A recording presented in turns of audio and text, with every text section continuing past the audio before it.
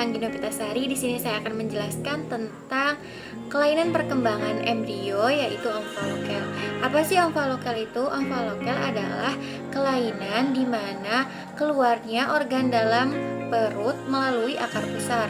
Hal ini terjadi pada 1 dari 5.000 kelahiran. Sampai saat ini belum diketahui apa penyebab pasti dari omfalokel. Namun 20 sampai dengan 45% penderita omfalokel disertai dengan kelainan-kelainan lain seperti kelainan kromosom, hernia diafragma, dan kelainan jantung. Lalu bagaimanakah diagnosa dari omfalokel ini? Hal ini dapat langsung dilihat melalui pengamatan fisik yang ditandai dengan keluarnya usus melalui akar pusar. Lalu bagaimana penanganan dari kelainan ini? Hal ini dapat dilakukan dengan melakukan pembedahan untuk menutup omfalokel yang telah keluar sehingga tidak mengakibatkan infeksi pada usus dan bagian lain, terutama karena pada omfalokel ini bagian usus hanya dilapisi oleh selaput luar perut yang disebut dengan peritoneum tanpa dilapisi oleh kulit. Sekian penjelasan tentang omfalokel. Selanjutnya dilanjutkan oleh kelainan lainnya.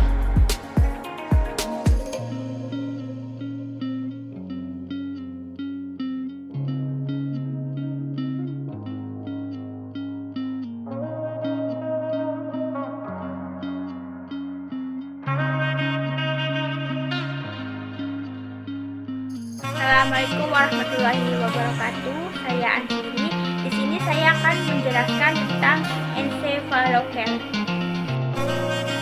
Ensefalokel merupakan kelainan atau cacat lahir bawaan ketika tengkorak bayi tidak berkembang secara sempurna. Penyebab ensefalokel ini yang pertama, makanan yang tidak sehat. Yang kedua, gangguan pembentukan komponen janin saat dalam kandungan. Yang ketiga, kadar vitamin maternal yang rendah.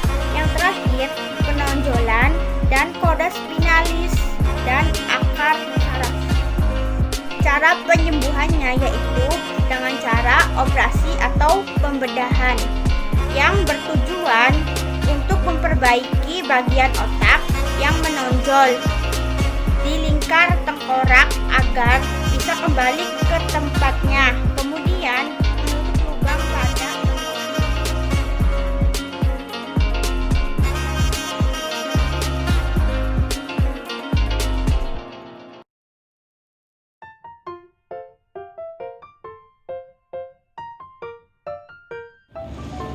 Assalamualaikum warahmatullahi wabarakatuh.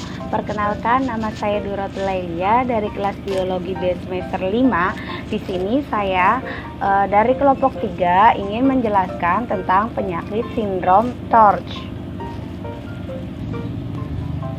Penyakit sindrom TORCH adalah istilah yang mengacu kepada sejumlah infeksi yang mengakibatkan gangguan kehamilan. Nah, istilah TORCH merupakan singkatan dari Toxoplasmosis, rubella, cytomegalovirus, herpes, dan infeksi lainnya. Penyebab penyakit sindrom TORCH, penyebab utama dari penyakit ini adalah hewan yang ada di sekitar kita seperti ayam, kucing, burung, tikus, merpati, kambing, sapi, anjing, dan babi. Virus ini juga dapat disebabkan oleh perantara atau melalui tidak langsung, seperti memakan sayuran, daging setengah matang, dan banyak contoh yang lainnya. Toksoplasma, pencegahannya yaitu tidak makan daging yang belum 100% matang, cuci buah dan sayuran sebelum diolah, pastikan hewan peliharaan tidak terjangkit tokso. Pengobatan dari penyakit toksoplasma, ibu hamil kurang dari 16 minggu dengan meminum Spiramycin. Sedangkan yang lebih dari 16 minggu obatnya yaitu pirimetamine karena menghalangi penyerapan asam folat. Yang kedua yaitu rubella. Pencegahannya yaitu dengan vaksin sebelum hamil. Pengobatannya belum ada obat untuk membunuh virus rubella, tetapi akan sembuh dengan sendirinya. Namun efek ke janin tidak bisa diobati di dalam kandungan. Yang ketiga yaitu cytomegalovirus. Pencegahannya yaitu jaga daya tahan tubuh. Pengobatannya cytomegalovirus yaitu hyperimmune atau secara intravena dan vaksin secara oral. Yang keempat yaitu HIV. Pencegahan tidak berbagi makanan dan peralatan dengan orang lain. Pengobatan tidak dapat disembuhkan, tapi penderita dapat diberikan inhibitor agar virus tidak berkembang dan meminimalisir efek terhadap janin. Sekian penjelasan dari saya. Kurang lebihnya saya mohon maaf. Billahi taufiq wal hidayah. Wassalamualaikum warahmatullahi wabarakatuh.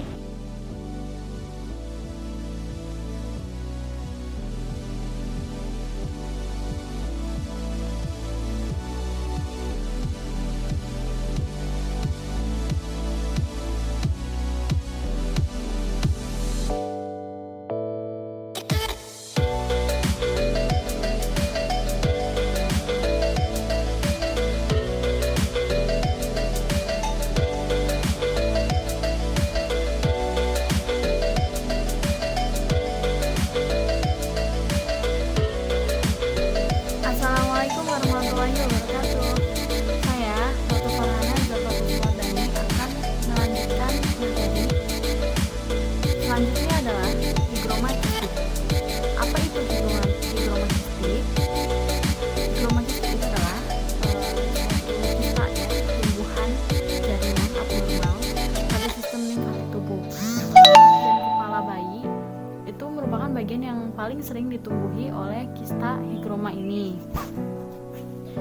Namun tak jarang benjolan ini juga itu bisa tumbuh di bagian tubuh yang lain selain di kepala dan leher tadi, seperti di dada, di ketiak, di kaki, bokong, hingga selangkangan. Benjolan ini bisa terdiri dari satu kista atau bisa lebih dari satu, dan tempatnya itu bisa di satu tempat atau di berbeda-beda tempat. Kista ini juga seiring berjalannya waktu itu akan semakin membesar, dan dalam kasus yang sangat jarang, kista higroma ini tuh bisa semakin membesar, dan ketika membesar itu bisa saja terinfeksi hingga akhirnya akan berdarah. Apa sih faktor penyebabnya?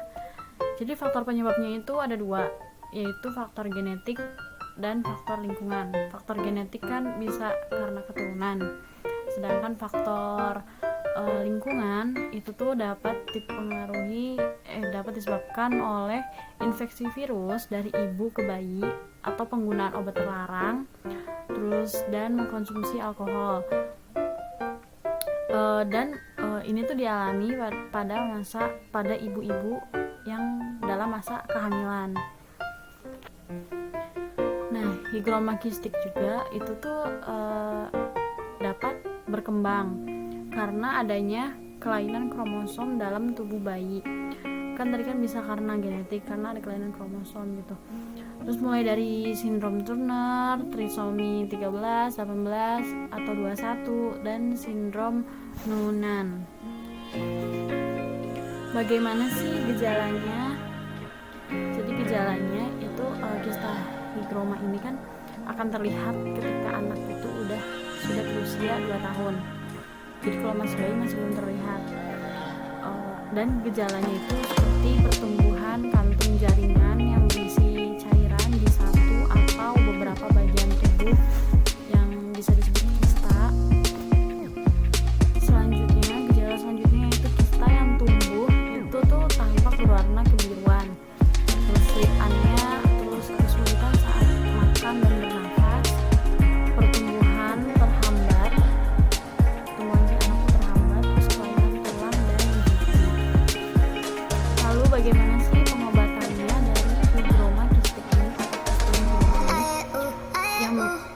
2 cara pengobatan. Yang pertama itu dengan dokter, dengan dilakukan oleh dokter, yaitu dengan melakukan skleroterapi. Apa itu skleroterapi? Skleroterapi adalah metode pengobatan dengan cara menyuntikkan bahan kimia bernama sklerosan ke dalam jaringan substrat tubuh. Yang kedua yaitu menempuh jalur operasi ketika anaknya sudah cukup dewasa. Jadi mungkin bakal berisiko tinggi, jadi bisa dioperasi ketika anaknya sudah cukup dewasa. Sekian penjelasan dari saya. Terima kasih. Wassalamualaikum warahmatullahi wabarakatuh.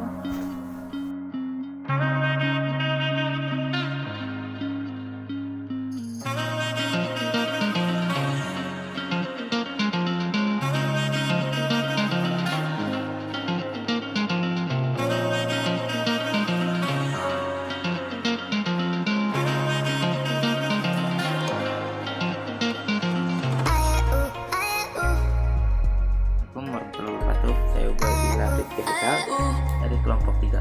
Sini saya akan menjelaskan tentang NTD atau neural defect. Neural tube defect. NTD adalah suatu catatan pada otak atau sumsum tulang belakang bayi.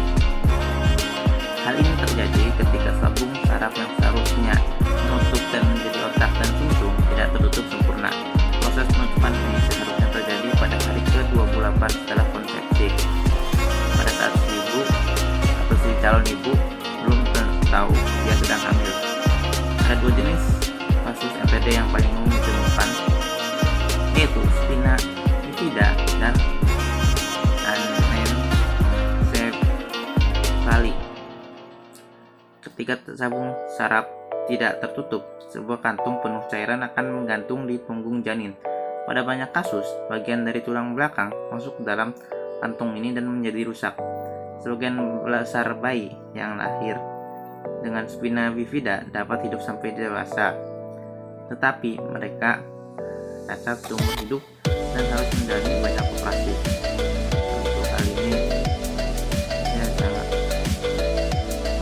tidak menyenangkan bagi orang tua dan baik bagi bayi itu. Nah, gambarnya dapat dilihat di sini. Nah, penyebab tadi NTD itu ada wanita yang berisiko tinggi mengandung janin dengan NTD, itu ibu yang pernah melahirkan NTD. Nah, jadi jika seorang ibu pernah melahirkan bayi NTD, mengkhawatirkan anak bayinya akan lahir dengan keadaan NTD pula. Selanjutnya, wanita dengan diabetes. Nah, diabetes juga berkemungkinan jadi melahirkan bayi NTD. Ketiga yaitu wanita yang memiliki obesitas. Nah, obesitas juga bahaya. Bisa obesitas. Jika obesitas bisa diabetes juga sih. Keempat itu wanita yang sempat mengalami demam tinggi di awal kehamilan atau menggunakan sauna panas. Kelima, wanita berdarah Hispanik. Dan terakhir, wanita yang kekurangan asam folat. Nah, asam folat penting nih untuk bayi agar tidak, untuk ibu agar si janin tidak lahir dengan NTD. Nah, pencegahannya,